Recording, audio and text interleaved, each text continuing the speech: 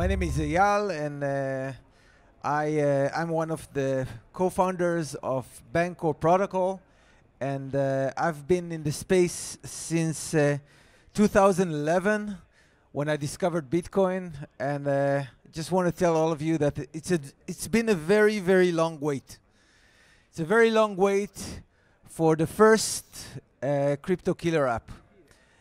This is the second time I come to Hypathon, and the reason is because I believe that what is happening here at those conferences is probably the most important phenomena of crypto since the first day of Bitcoin release. And the reason is I'm a product guy, so I look at the world in terms of applications, of how people can use stuff.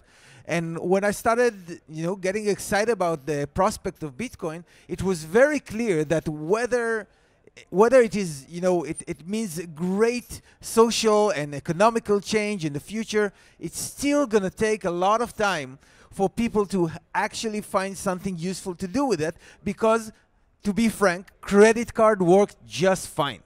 You could do everything with credit card back in the time. So to use Bitcoin, you need to be some kind of a believer or something like that.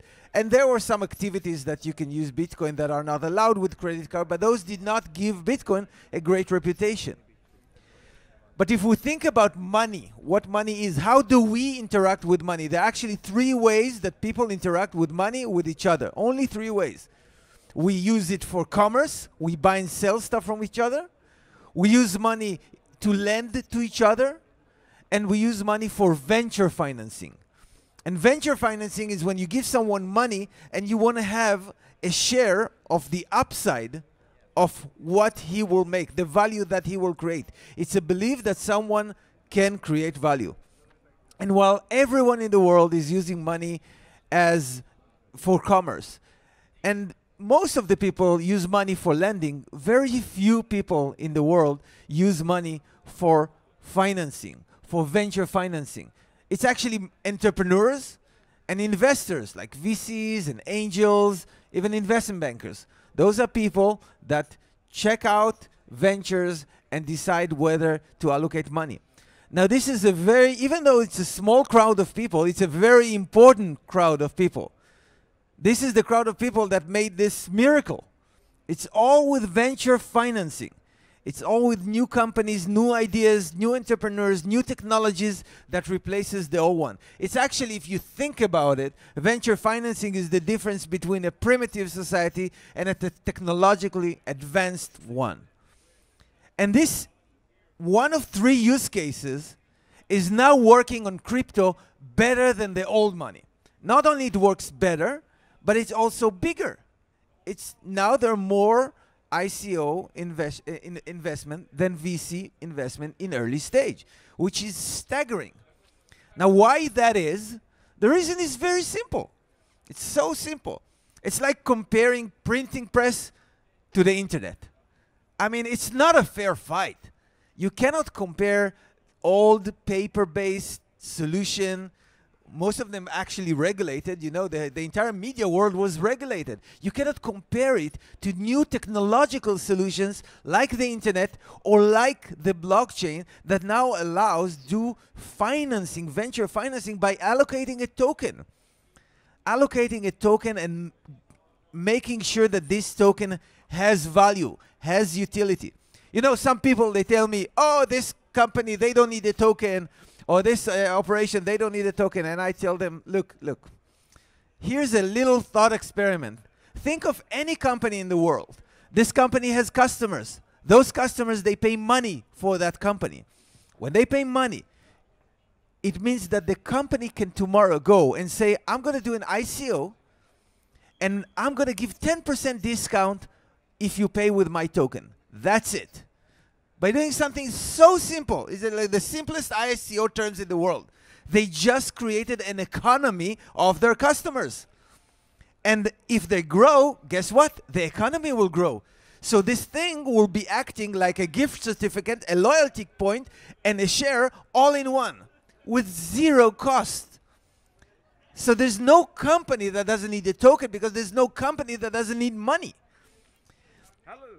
But it's not just about companies that replace how they make money or how they distribute, how they allow other people to participate in their upside. It's about more than that. It's about the ability to create not a company, but an online economy. An online economy which is non-profit. I mean, people say that you can lose money with ICOs, right? I mean, we're still in good shape because one single project made $20 billion or more for its investor, which is more than everything that invested in all the ICOs times 10. And that's from a single project, which is one of the only few mature one. Like most of the projects are from the last year.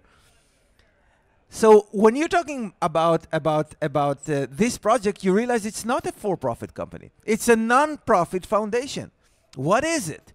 And this is something that I take a long time to talk to many people in the business to understand. There is a new type of entity that you can create here. It's not just about creating for-profit companies.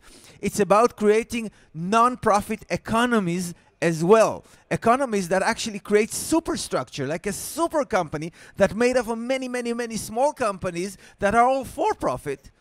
But the environment, the economy by which they collaborate with each other is a decentralized non-profit economy like Ethereum. And people get sometimes too excited about decentralization and think, oh, we should decentralize everything. And I'm saying, no, no, no. You get it all wrong. You get it all wrong. I mean, nature is decentralized, right? But organisms are centralized. And it's the combination that is important. To have a decentralized environment, a decentralized space, but a centralized organizations that can carry out stuff. Because when they think that you can develop things with no center and they actually dismiss the concept of leadership. And everything great that we have in this world has achieved through leadership, through a vision.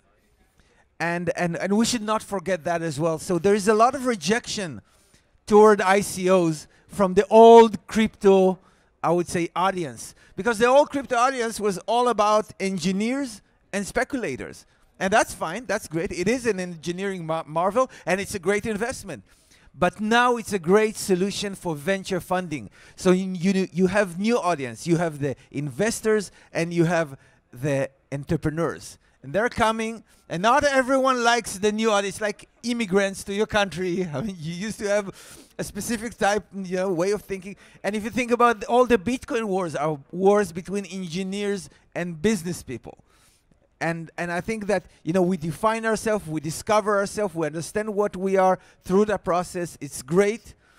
And we should not stop believe that that this is how things gonna go. Even if there are dips, and there will be dips, and even if some countries think this change is too fast and too big, and they ban it and they try to stop it, you cannot stop progress. It never worked, never. And what we have here is a progress in how people can do venture funding. And last word about regulation.